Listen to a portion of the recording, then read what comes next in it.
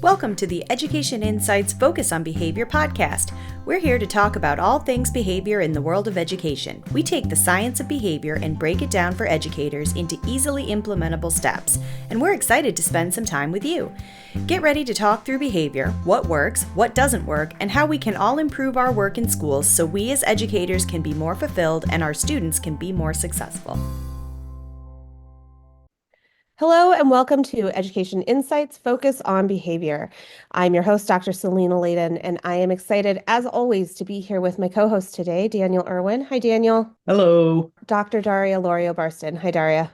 Hi, everyone. And as always, we are ever excited to have our producer, Emily Muse. Hi, Emily. Hello. So we are going to dive in a little bit today. And Daniel, I think you had a question to start us off. I do. And I don't know what made me remember that this was a question that was posed on the internet.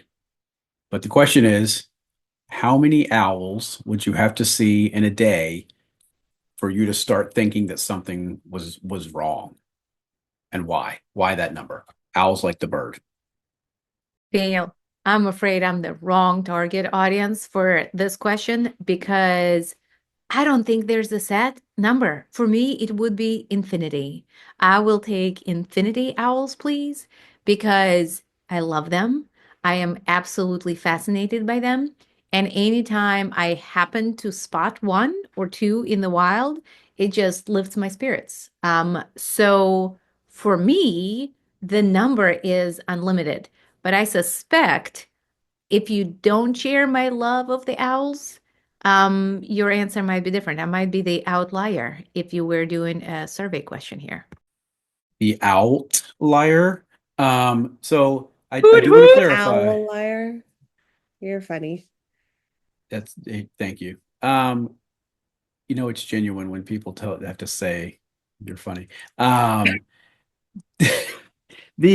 Okay, so Daria, I also like owls. I really do, and I've seen several in my backyard. We had a couple of nights where they were in the trees. One was landed on our basketball backstop, and I thoroughly enjoyed seeing it. We'll come back to it. Selena, what's your number? I don't know that we have. So I live in kind of a rural area, and we have a lot of owls. So I don't know that seeing 2, 3, 4, 5 owls would be that big of a deal. Yeah, I don't know. I have to ask, like, where does this question come from, though? It's a thought-provoking question because let's see what all Emily that's in has to my say. brain is Harry Potter right now. So hold Okay. on.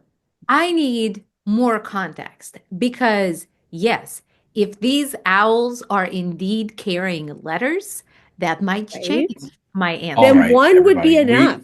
If they are following me, that would also potentially change my perspective.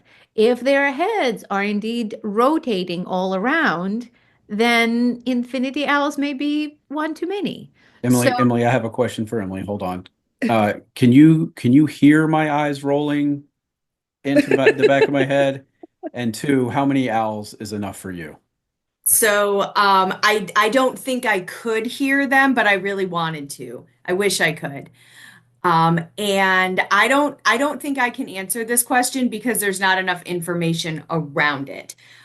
Is it the middle of the day? Is it inside my house? Is it Time of outside? day. I thought about Because that too. if it's daytime indoors in an area where owls ought not to be, then any number of I enjoy owls very much, but those are outside animals. Those don't live here.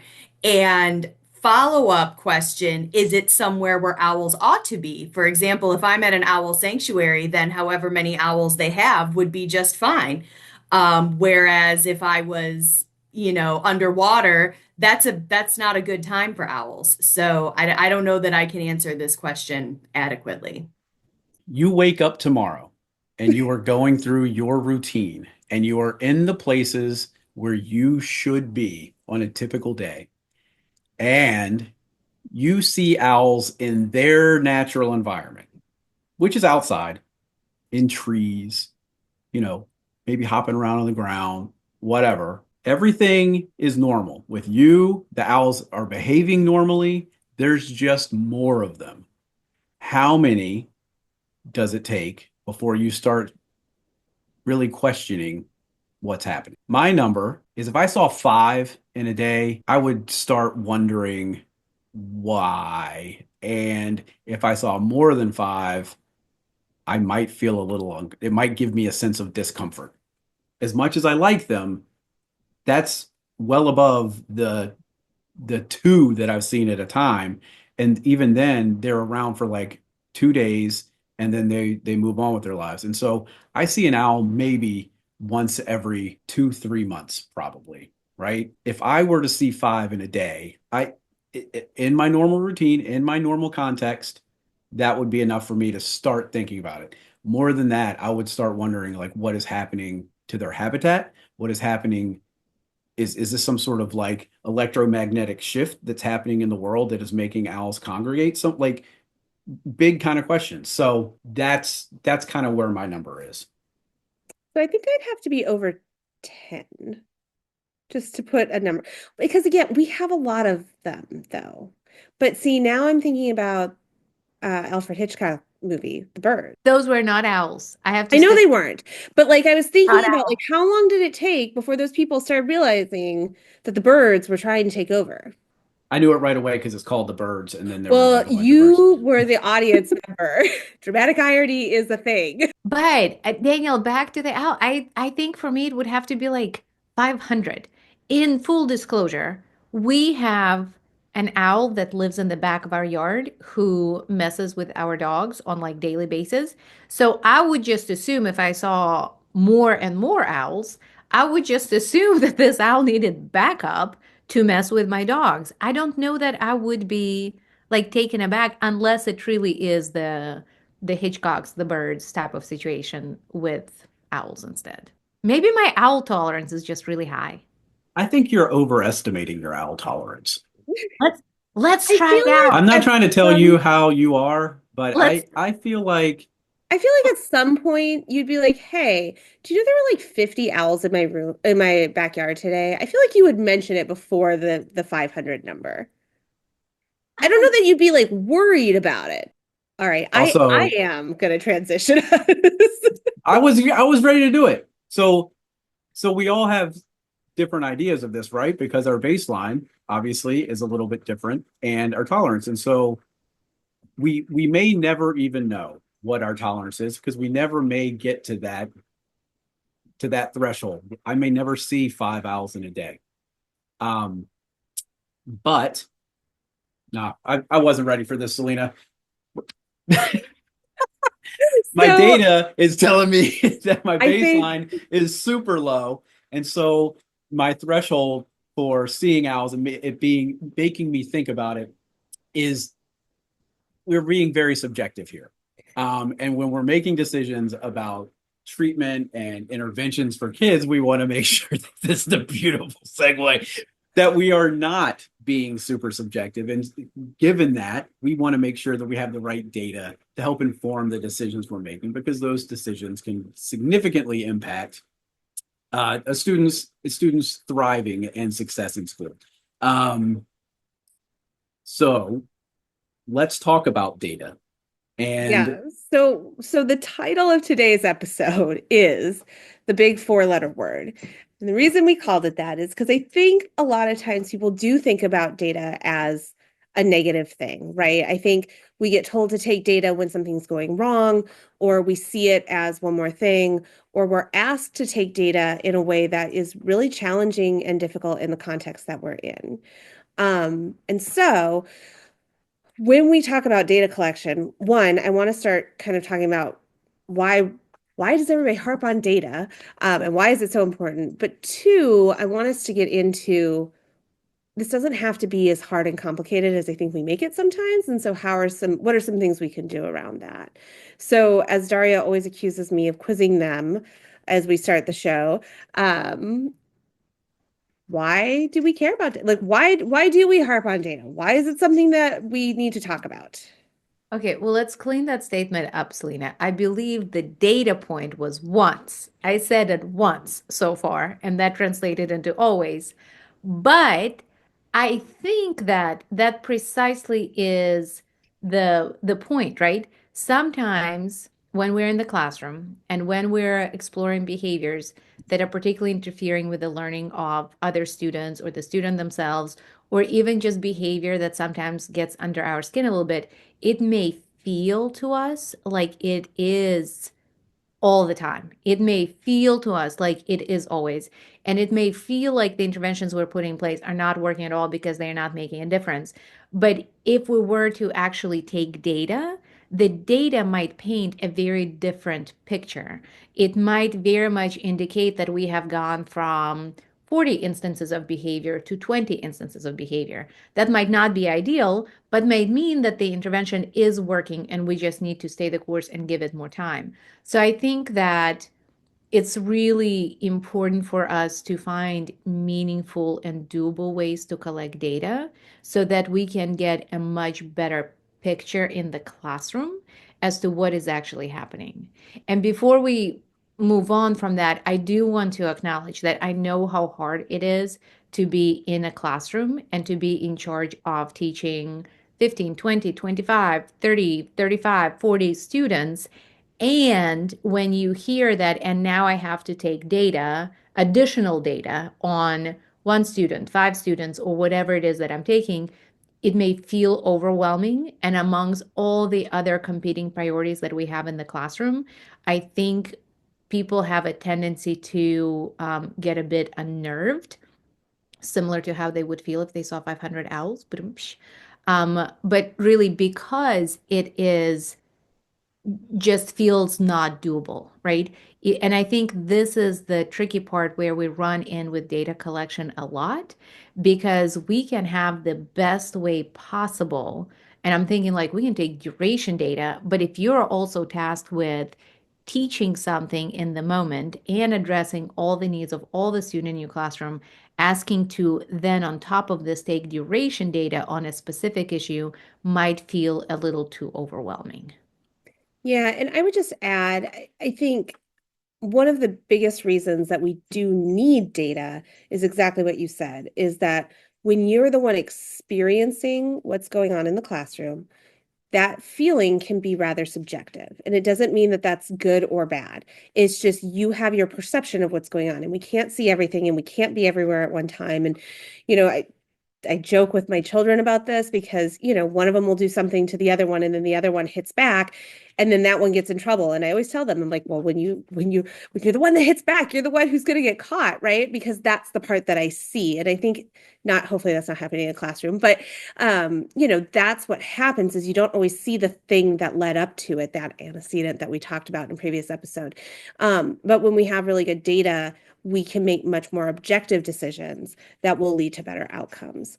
And I also echo what you're saying. I think data can be really challenging to collect and overwhelming, understanding that a lot of times we ask teachers to do this, and teachers have a lot of things they're supposed to be doing all at one time.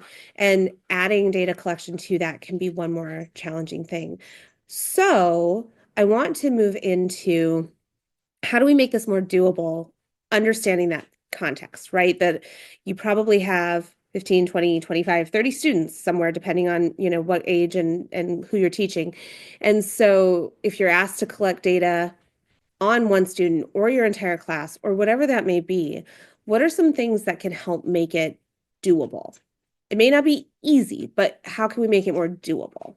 I think one thing is just making sure, one of the things we had some success with when I was supporting in a division is we were going through kind of that tiered individual student support level, is that we didn't start with really specific dialed in. Like we started with half hour partial interval event data that the classroom teacher could do and kind of use that to help us guide further data collection, right? Like really trying to target those areas either where the behavior is most important to reduce, where it may be more likely, so that we're looking at some really context specific opportunities to collect data. So it's not the expectation that for 6.5 hours a day, you're recording every instance of these three behaviors. It really helped us and helped teachers to kind of understand, okay, let's find these common areas, and that'll help us narrow down when we're looking at ABC data, that can then help us narrow down. And so we knew and try to communicate this with the teachers, if this is the high, if we're trying to reduce challenging or interfering behavior, right? This is where we're seeing it consistently. It may be the most intense, whatever. This is where we might focus our time. And that way, even moving forward, there's not this perception of I have to do this forever. Same thing with like antecedent ABC data is being very clear up front. We need to do this for a short amount of time. We want to help get someone else in here to do it with you. And you do not have to, you don't have to keep this level of data forever and ever. And so being really kind of clear about the process can help. Same way we do with kids, right? Like we put out the schedule, we sort of say what the expectations are, something kind of easy to kind of get some momentum going up front. That was a half hour. We were much more likely to get that half hour partial interval data from teachers than really anything else. Because they saw the value, they saw what we were doing with it. And then moving into something that may be more student specific, behavior specific, or individualized to a student. Yeah, Daria.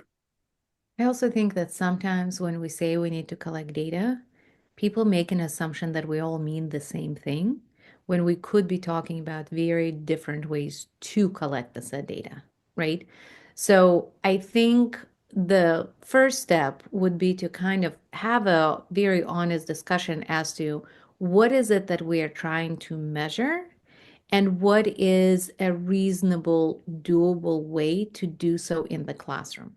Because I think if you have somebody coming in to collect data and their only job is to do that, or if you are lucky enough to be in a co-teaching relationship and you have opportunities throughout the day when you can do one teach, one observe with a very specific lens that you're trying to take, so that is your role, the way you're going to be able to take data and the tools that you'll be able to use might be much more intensive, right? Than if you don't have somebody else and it falls on one more thing on your list to do this. So I think we start with what is it that we're trying to measure? And then we talk about what are the different ways that we can do it. Because I think we say measure, take data. And I think many people jump immediately to the frequency count because that's what we know, that's what we are comfortable with. And if that is what we are talking about, there are easy things to do it. You can have a clicker in your pocket, right? You can have a post-it attached to your hand and you can just mark it with pencil or a pen while you're instructing. I mean, we can look at kind of making that easy from that perspective. But before we even go that path, I think we need to say what's the tool that's going to get us the data that we are seeking while still keeping the data as clean as possible that we can agree on, right? I'm a firm believer into trying to do momentary time sampling because it feels more doable and actually, if you look at the result, you're likely to get pretty close to the actual situation.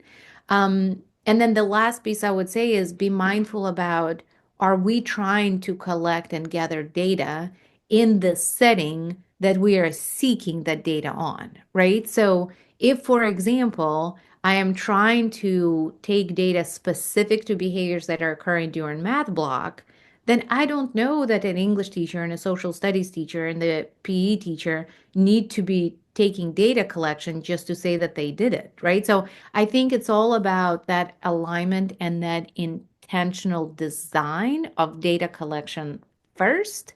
And then we can talk about, tips and tricks on how to make that doable. Yeah, I think you make a really good point, and I just want to drive this one home.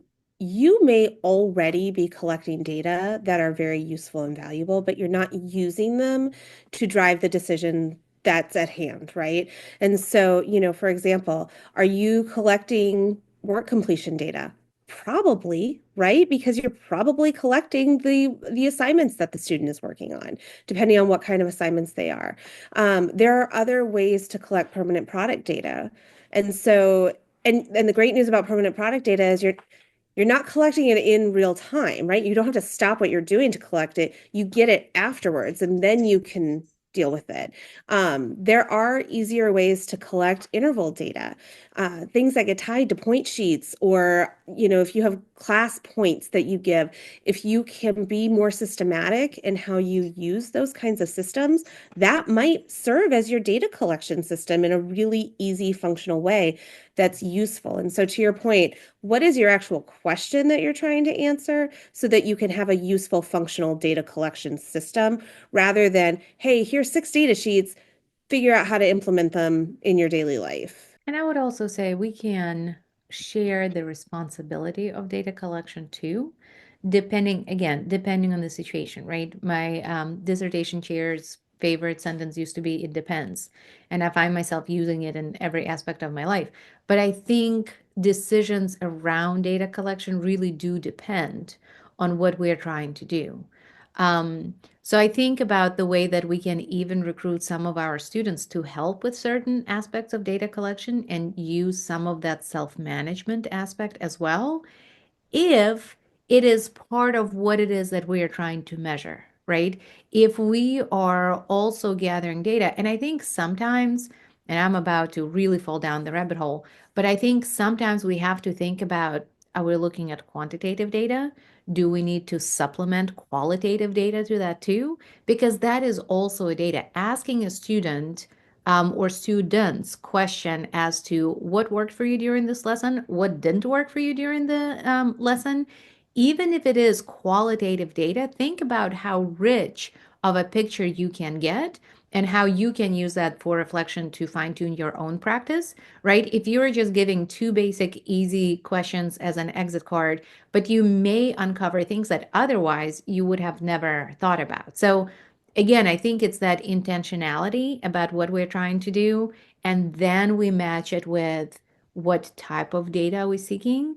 And then we get into, so how are we going to collect it, right? Back to Daniel's point, are we going to do it during some parts of the day? Are we going to try to do it at certain intervals? Are we going to try to do it just at the beginning? So I think there are lots of different ways to gather the data that you're interested in. And I think the more perspectives you can get as to what that might look like, I think the easier it's likely to be in the long run.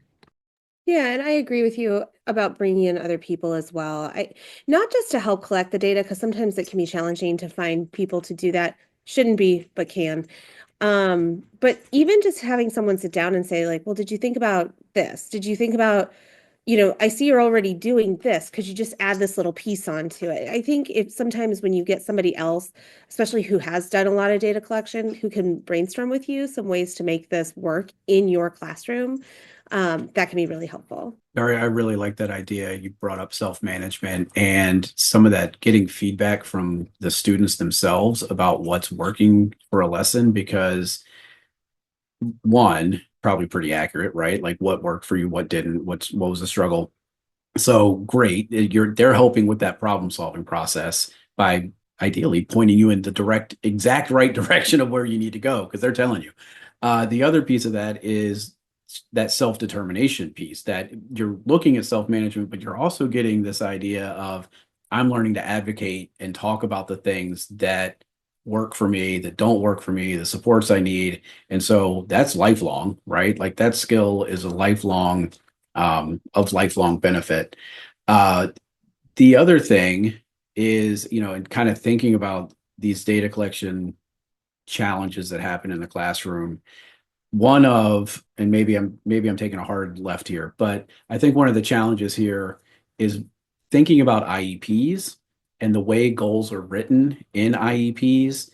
And from my perspective, I think I have to think about the data collection system I'm going to use before I write a goal, right? And so I have to really think about like how is my classroom going to be structured? How is my instruction going to be presented so that over the course of a year, I can get this information. I can train a paraprofessional that is simple, meaningful, and like my criteria for success is not off the rails, right? Like sometimes when you read through mastery criteria and it's 8 out of 10 opportunities across 3 whatever, maybe in a discrete trial setting, that's doable, meaningful, measurable, whatever.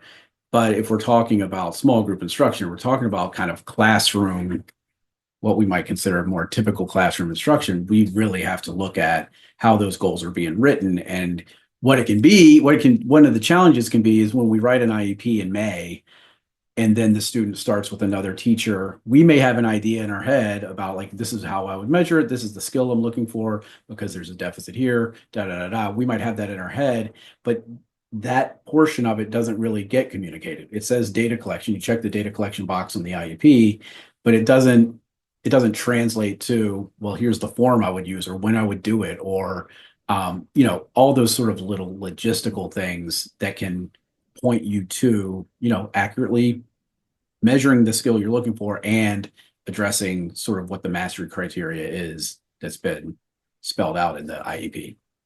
Yeah, I think you make an incredibly good point, especially for students receiving special education services, but even those in general education.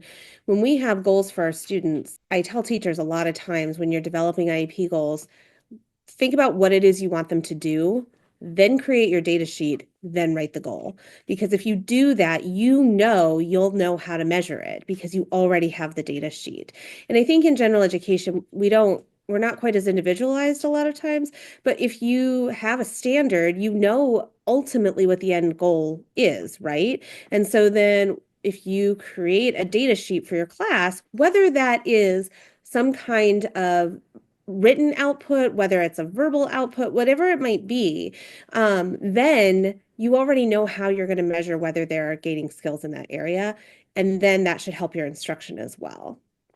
So I think that backwards planning makes a lot of sense. And I think because you design it that way, then it also makes your data collection a lot easier because it's already built in. It's not one additional thing. And I will say that when you don't do it that way, when you create your goal and then you plan your instruction and then you do data as the afterthought, it is harder to collect that data. I absolutely agree with that because sometimes you didn't write the goal as measurable as you wanted to. Sometimes you're like, actually, I don't know how to create a data sheet for this because what I wrote it doesn't make sense in the way that I was thinking originally or whatever the case may be. And I think too, to both of y'all's points, is when we design the goal, right? That goal and the data collection should be hand in hand. And so to me, it's a little bit like chicken or the egg type of situation, because I can see how you would write a goal and think about like, okay, if it is truly a SMART goal, right? If it is truly measurable, if it is truly observable, then we should be able to come up with a reasonable data sheet, or data collection tool for it. But I also think about how important it is to continue that communication across all people who will be tasked with having to do anything with that data, whether they are tasked with analyzing the data, whether they're tasked with collecting this data, whether they're tasked with reporting out about this data. It really does need to be a place of, okay, here's the goal and here are the data sheets. And now let me share that with everyone who is going to be coming in contact with the said data, because then I think we cut through those things of, I read the goal, I'm not sure what they meant. This came in May, I inherited it come August or come September, right? In an ideal world, I would say if you're dealing with transitions like this, then wouldn't it be lovely if we had teachers who would be teachers of record in both years sitting in the same room? But in realistic world, where we do have a tremendous shortage of teachers, and so often we have many new staff coming in, I understand that that is not always possible or reasonable, but I do think that there should be, if you are sharing your IEP goals or if you are sharing the students with some specific targeted goals, that should come with the data sheets attached. And then it's up to the person to either use them or to decide if there's a better way to collect the data. But I think that communication across all folks who are going to have any interactions with the data are really important. I also think it goes a really long way with our transparency and communication with the families when we are able to say, this is the goal, this is what we're trying to get to, this is how we propose we're going to measure it. And then the follow-up is, and this is how we're going to monitor and reconvene to see if the data are showing what we hope it's going to show, right? or if we are looking at evaluating interventions and if we are not seeing the improvement, then what's the plan then? I think it doesn't stop at just, okay, here's a data sheet, we're going to collect it, and then just keep doing that for a year without that, meaningful monitoring. That and to kind of expand upon that, it's the why. And so I think when people are tasked, like a paraprofessional or someone in the classroom who is tasked with getting the data, and it's hard, and they're doing it, right? They're collecting it. We're seeing some level of fidelity, but they're not seeing the why, then it can become sort of this frustrating additional responsibility that cannot seem to have any value to what their day to day looks like, right? So they get it, I turn it in, and that's it. Like, I don't know what they do with it. I don't know how this impacts me or the student or whatever else. So like you said, Daria, it's that communication, it's that back and forth of the what and the why, and then ongoing, your day is going to change in this way because he's making progress here.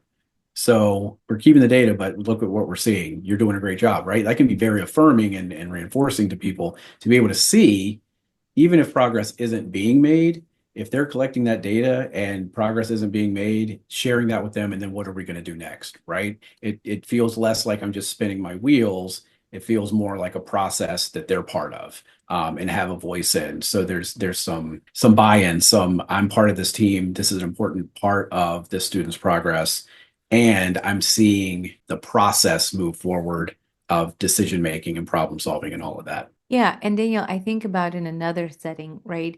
Understanding that why is important to anybody who's going to have anything to do with the data. Because I'm thinking about the traditional check in, check out program that we use with the students when we're trying to gather points.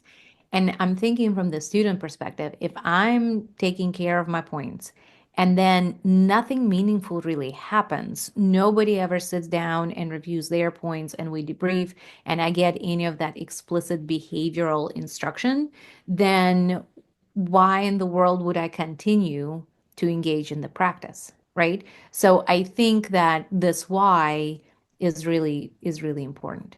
So I know we talked about a lot of big things and kind of the whys and the alignment and making sure that we are being thoughtful and intentional about how we're designing things.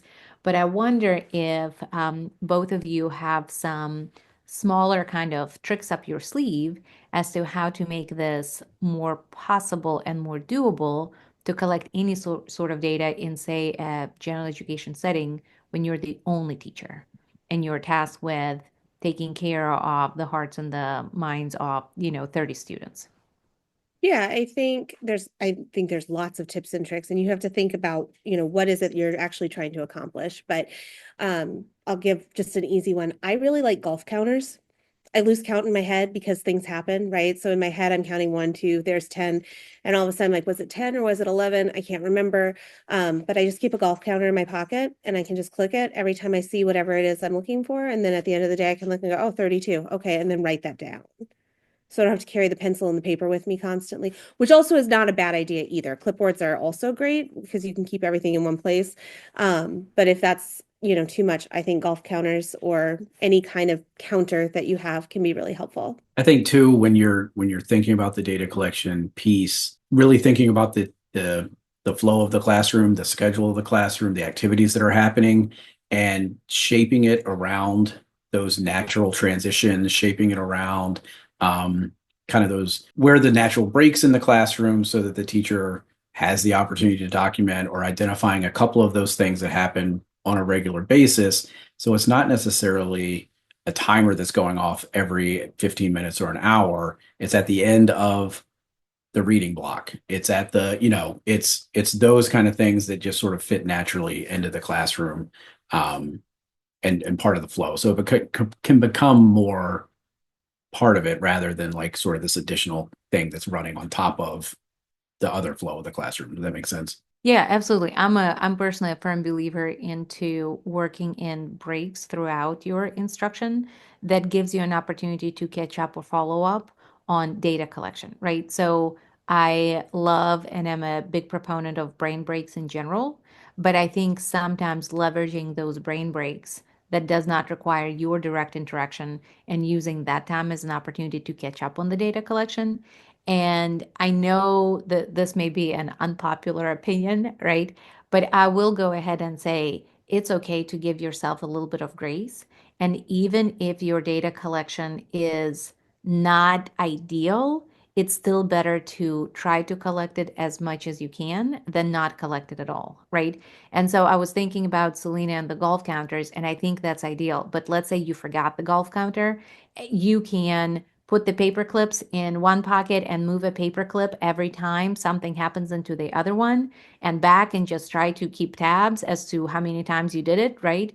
Or even if you mess it up and you counted 11 and it really was 10, I think it's not the end of the game for you, right? Like don't quit and don't give up just because you made an error with data collection or you didn't record at one instance. I think it's really important to engage in practice because the more you do it, the better you will get. So I'm certainly an advocate for gathering as clean of data as possible, right? As valid as reasonable.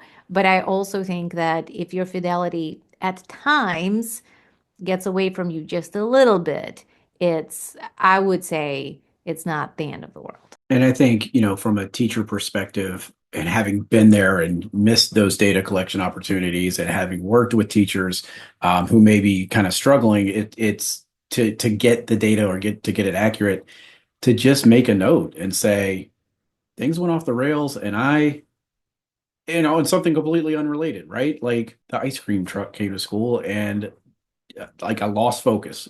These things happen, right? And so I think, just being honest, making a note about that gives everyone on the team sort of, okay, so this may not be the best data point, but we have others and we can make decisions based on that. It can also inform us that maybe this isn't the most reliable or effective data collection method because you're identifying these are the things that are barriers to me doing this, and these are all part of what might happen during a day or during a week. Because it's a school, it's a dynamic environment. There's unpredictable things that happen, and so it gives the team the opportunity to sort of look back and say, okay, how can we make this a better fit? My second thing, as I kind of brought it up at the beginning, is sort of having an agreed upon formula for data collection, right? Like when we think about tier one, we think about tier two. Daria said it too, like it's that practice. And so if we're trying to create a new data collection system every time we identify a new behavior, then we don't get the same kind of behavioral rehearsal of building that into our schedule. And so, um, you know, having something either as a school-wide team or as a grade level team or whatever it is that everyone's familiar with, and gets used with multiple kids, right? The behaviors might change, but the data collection methodology might look the same, can help eliminate, reduce some of the or increase some of the buy-in because it's familiar. If it's familiar, it's familiar, and we've got the behavioral rehearsal. We can find those individual behaviors and get the data. Um, but the more it's used, the more practice we have, the better we get at it. And so I think identifying what those things are and that can cover most behaviors, at least early on, right? To some of those, whatever kind of typical things we might see in a classroom.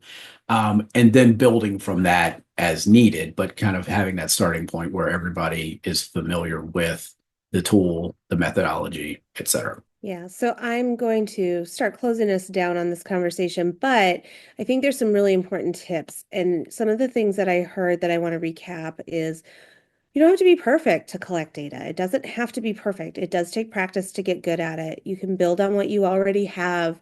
Talk with people who do this really well or who've even done it a little bit to see what kind of ideas they may have. Get help when you can, for sure. And, what data are you already collecting that might be useful to help answer the kinds of questions you're looking at? So I think all really good tips. This brings us to our unpaid advertisement for the day. As I always mention, because I want to be transparent, we don't get paid. We don't get any sponsorship for these. These are resources that we think are helpful for us. We hope they're helpful for you. So, Daniel, I believe you have our unpaid advertisement today. Yeah, the resource I wanted to share today is a book. It's called The Data Collection Toolkit: Everything You Need to Organize, Manage, and Monitor Classroom Data. The reason I like it, it is divided into a couple different sections, but it looks at things like preparing for data collection, flowcharts for deciding which data collection method might be the most appropriate for what it is you're trying to measure, collecting data, data analysis, and then it also includes a bunch of forms in the back, which I think can be super helpful when trying to make decisions about data collection methods. So, like I said, it provides instruction for a lot of those forms, and I think ideally you could use this book and really kind of put together a toolkit for your classroom or your grade level or your students that has a little packet of kind of everything you need.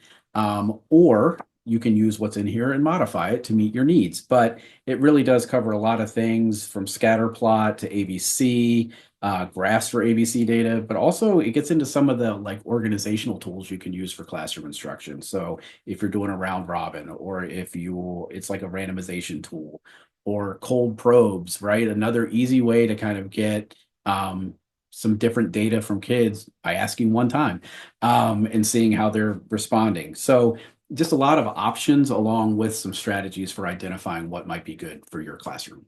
Again, it's the Data Collection Toolkit by Cindy Golden.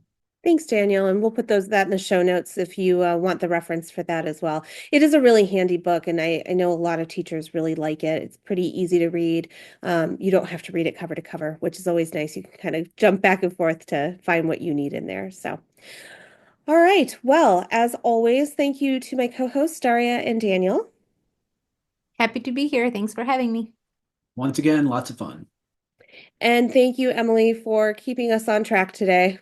Thank you. And to our listeners, we will see you on our next episode. Thanks so much. Thanks for listening to Education Insights Focus on Behavior. We hope you enjoyed the conversation, and don't forget to subscribe so you never miss an episode. You can join the conversation by emailing us at cbis@odu.edu, visiting www.cbisva.org, or following us on Facebook, Instagram, X, or Blue Sky at CBISVA. Special thanks to the Virginia Department of Education for their support of this project.